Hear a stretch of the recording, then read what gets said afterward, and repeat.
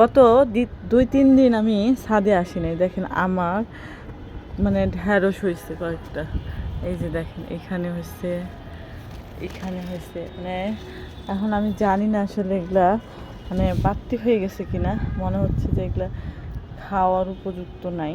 তারপর দেখি তুলি। এই যে আবার এখানে হয়েছে, মানে মাত্র কয়েকটা দিনে এগুলো মনে হয় তেমন খাওয়ার উপযুক্ত নাই। তারপরে একটু পারতে হবে, কারণ না হলে মানে না পারলে নতুন করে আসলে ফলন হয় না, ঢেঁড়স পেরে ফেলতে হয়, তাহলে দেখা যায় ওখান থেকে আবার হয়।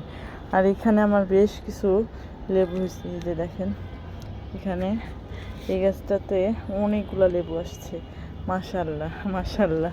মানে 3-4 দিনের ব্যবধানে এই লেবুগুলো কিন্তু আমি দেখতে পাচ্ছি। এই শাকটাও দেখেন কতটা বড় হয়ে গেছে। মানে 3-4 দিন আগে একটা ভিডিও দিয়েছিলাম, এরকম কিছুই ছিল না। আপনারা চাইলে ভিডিওটা দেখতে পারেন। আর এই যে দেখেন এই গাছটাতে একদম ডালিয়া ফুল দিয়ে ভরে গেছে। মানে আলহামদুলিল্লাহ বলবো, আলহামদুলিল্লাহ।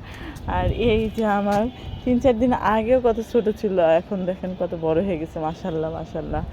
আর ফুল ফুটতেছে ডালিম গাছে। আর এই দিকে দেখেন কতগুলো বেগুন আসছে।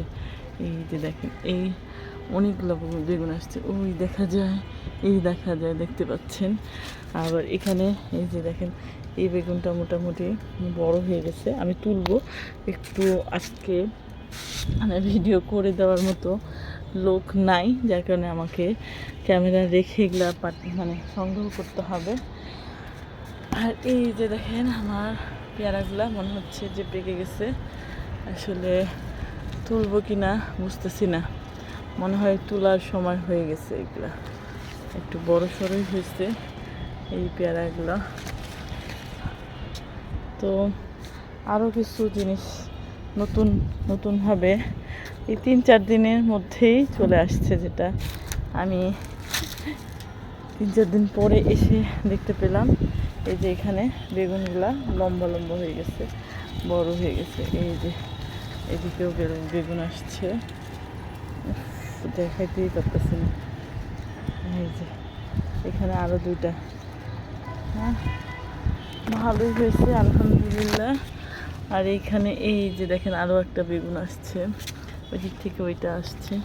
তো আলহামদুলিল্লাহ বলবো। ও আমার গাছের গোলাপ গাছের কাঁটা লেগে গেছে। আর এই যে ঝড়ো হাওয়ার বইতেছে, দেখেন কি সুন্দর ওয়েদার, মাশাআল্লাহ। তো সবাইকে অসংখ্য ধন্যবাদ জানিয়ে ভিডিওটা শেষ করছি। সবাই ভালো থাকেন, সুস্থ থাকেন, আল্লাহ হাফেজ।